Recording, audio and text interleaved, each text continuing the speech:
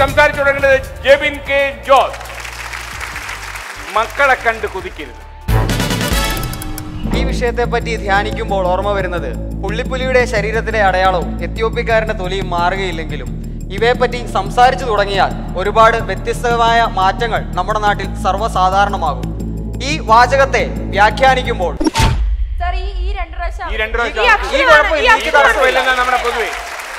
അറിയാത്തതുകൊണ്ടാണ് നമ്മൾ കാർഡ് കാണിക്കുന്നില്ല. Okay Merin, okay താങ്കൾക്ക് തുടരാം.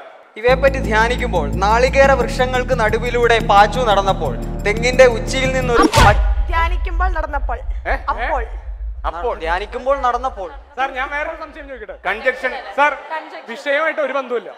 വിഷയമായിട്ട് ഒരു ബന്ധമില്ല. മക്കളെ നാളികേരത്തിന്റെ നടുവിലൂടെ തലയിൽ തേങ്ങ വീണപ്പോൾ വിഷയത്തിലേക്ക് വരികയാണ്. എങ്ങനെയായിരിക്കും വരാൻ ഉദ്ദേശിച്ചത്? ഈ നാളികേരം തലയെ വീഴുമ്പോഴാണ് മക്കളെ കണ്ടും മാമ്പു കണ്ടും കൊതിക്കരുതെന്നൊരു ഓർമ്മ വന്നു. കാര്യം നാളികേരം വീഴുമ്പോ മാത്രമേ അങ്ങനെ ഓർക്കത്തുള്ളൂ. താങ്കൾക്ക് തുടരാം അല്ലേ. നാളികേര വൃക്ഷങ്ങൾക്ക് നടുവിലൂടെ നടന്നപ്പോൾ തെങ്ങിന്റെ ഉച്ചിയിൽ നിന്നൊരു മച്ചിങ്ങ അയാളുടെ തലയിൽ വന്നടിച്ചു. അപ്പോഴാണ് മനസ്സിൽ ലഡു പൊട്ടി മക്കളെ കണ്ട് അപ്പോൾ ഓക്കെ അക്ഷയ് ലഡു പിന്നെ പൊട്ടാം, കാത്തിരുന്നോളൂ. താങ്കൾക്ക് തുടരാം. മക്കളെ കണ്ട് കൊതിക്കരുത് എന്ന വിഷയം കേൾക്കുമ്പോൾ എന്റെ അച്ഛന് ഞാൻ വർഷങ്ങൾക്ക് മുമ്പ് കൊടുത്ത ഒരു ഉപദേശത്തിന്റെ സമാഹരണത്തെ കുറിച്ചാണ് എനിക്ക് സംസാരിക്കുവാനുള്ളത്. ഒരിക്കൽ ഞാൻ അദ്ദേഹത്തോട് ചോദിച്ചു, സമാഹരണം പുള്ളി അച്ഛന് സാറിന് ഉപദേശം കൊടുക്കുന്നത് ഒരു പുസ്തകമാക്കി അത് അച്ചടിച്ച് കൈ കൊടുക്കും. അങ്ങനെ ചെയ്തുകൊണ്ടിരുന്നത്. സംശയമുണ്ടോ? ഇല്ല, മാറി. അച്ഛൻ ഇടയ്ക്കിടയ്ക്ക് ഉപദേശത്തിന്റെ സമാഹാരം ഇനി അടിച്ച് DC ബുക്സ് വഴി കൊടുക്കും.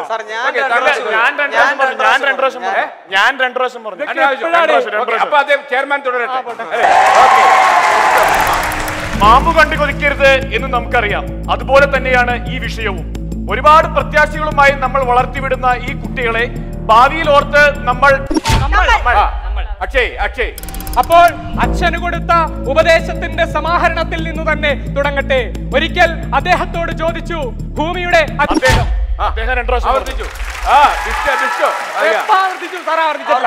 ആവർത്തിച്ചിട്ടില്ല.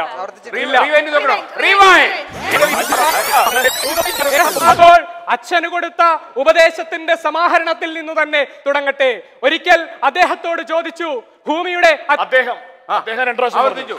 ആവർത്തിച്ചിട്ടില്ല. യൂണിയൻ ചെയർമാൻ തകർന്നു. കോളേജ് യൂണിയൻ നിലനിൽക്കുന്നു. താങ്കൾക്ക് തുടരാം. അദ്ദേഹത്തോട് ചോദിച്ചു, ഭൂമിയുടെ അച്ഛൻ എവിടെയാണ്, കാണിച്ചു തരുവാൻ ഒക്കുമോ? പറഞ്ഞു, ഭൂമി മക്കളെ കണ്ട് കൊതിക്കരുത് എന്ന ഉപദേശം വർഷങ്ങൾക്ക് മുൻപ് മുത്തശ്ശൻ തന്റെ പുത്രന് കൊടുക്കുന്നതായി ഞാൻ കേട്ടിട്ടുണ്ട്. അങ്ങനെ വളർത്തി വലുതാക്കിയപ്പോൾ ഒരിക്കൽ അടുത്ത് വിളിച്ച് പിതാവ് എന്നോട് ചോദിച്ചു, എന്താണ് നിന്റെ ഭാവി പരിപാടികൾ? ഞാൻ പറഞ്ഞു, മാധ്യമ പ്രവർത്തനത്തിൽ ഒരു ബിരുദം എടുത്തിട്ട്. ഞാൻ കേട്ടിട്ടുണ്ട്. ഞാൻ പറഞ്ഞു. Okay sir. പ്രശ്നമുണ്ടോ? ഒരു പ്രശ്നമില്ല. ഇടുക്കിയിൽ കുഴപ്പമുണ്ടോ? ഇല്ല, ഒരു കുഴപ്പമില്ല. ഗോപിക തുടരും. എന്നെ കോഴിന്ന് വിളിച്ചതിന് ഞാൻ കൊടുത്തോളാം. അല്ല, അത് സഭാരേഖകൾ നീക്കി. എന്റെ ശബ്ദം മാത്രമല്ല, ഗോപിക ഇനി ആരെയും കോഴി എന്നേ വിളിക്കാവൂ കേട്ടോ, കോഴിന്ന് വിളിക്കരുത്. സാറേ, ഇപ്പൊ മരണ വീട്ടിലെ കരച്ചില് മാറി പള്ളിയിലച്ഛന്റെ പ്രസംഗം പോലെയായി. റെഡി. ഗോപിക തുടരാം. ഒരിക്കൽ മാങ്ങാപ്പഴം തിന്നുകൊണ്ടിരുന്നപ്പോഴാണ് എന്റെ അമ്മ അങ്ങനെ പറയാം. ഇടുക്കിയിൽ സർവ്വസാധാരണമായി പറയുന്ന കാര്യമാണ്. പച്ച രസീത്.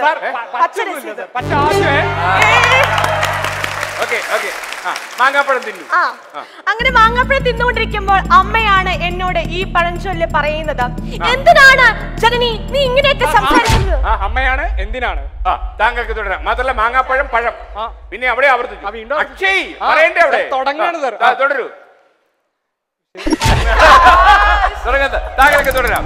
അങ്ങനെ ആ ഉപദേശത്തിൽ നിന്നും അദ്ദേഹം എന്നെ അടുത്ത് വിളിച്ച് ചോദിച്ചു, എന്താണ് നിന്റെ ഭാവി പരിപാടി എന്ന്. ഞാൻ പറഞ്ഞു, മാധ്യമ പ്രവർത്തനത്തിൽ ബിരുദം കഴിഞ്ഞ്. ആശയങ്ങളുടെ ആവർത്തനം. അവിടെ ആയിരുന്നോ തടസ്സം?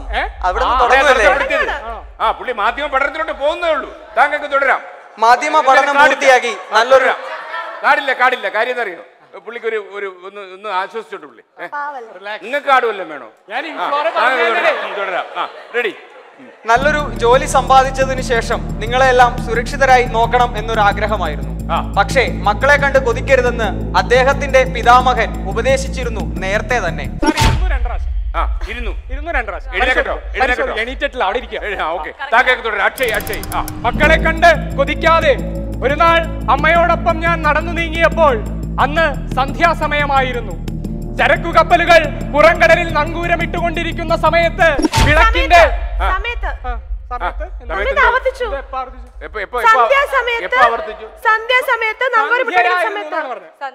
സന്ധ്യയായിരുന്നു എന്നാണ് പറഞ്ഞത്.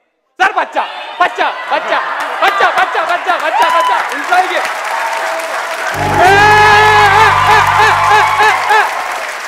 താങ്കൾക്ക് തുടരാം. ജനാവലി നടന്നു നീങ്ങിയ വീതിയിലൂടെ കടൽക്കരയിലെത്തിയപ്പോൾ സൂര്യൻ മറഞ്ഞു കഴിഞ്ഞിരുന്നു. കറുപ്പു കലർന്ന ചുവന്ന രേഖകൾ, ചത്തുമലച്ച മീൻ പോലെ ചെരിച്ചിട്ട തോണികൾ. അങ്ങനെ അലർന്ന കായലിന്റെ അലകൾ മുറിച്ച് അവൾ എന്താ സംഭവിച്ചത്? തോണികൾ തോണികൾ തോണികൾ തോണികൾ തോണി തോണി. പിന്നെ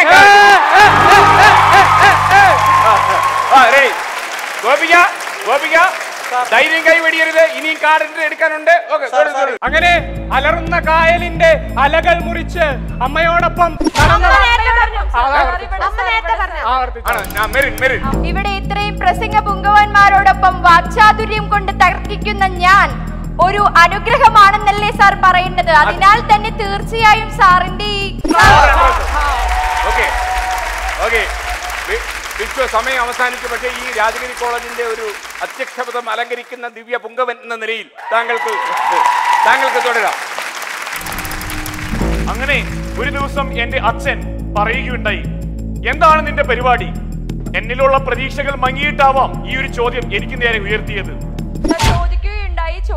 ചോദ്യങ്ങൾ എനിക്ക് നേരെ ഉയർത്തിയതെന്നാണ് പറഞ്ഞത്. ഉയർത്തിയെന്നാ പറഞ്ഞത്. അപ്പൊ കാർഡ് തുടരൂ. ചോദിക്കുകയുണ്ടായി, ബിരുദാനന്തര ബിരുദം എടുക്കുവാൻ നിനക്ക് ഒരു ആലോചനയുണ്ടോ? ആവർത്തിച്ചോ? ഉറപ്പല്ലേ? ആവർത്തി. അപ്പൊ സമയം അവസാനിക്കുന്നു. വൈകിട്ട് എന്താ പരിപാടി എന്ന് ചോദിച്ചോ അപ്പൻ? അത് ചോദിച്ചില്ല, അതിന്റെ ഉണ്ടായിരുന്നുള്ളൂ. ഗോപിക, നമുക്ക് അടുത്ത വിഷയത്തിലേക്ക് പോകാം.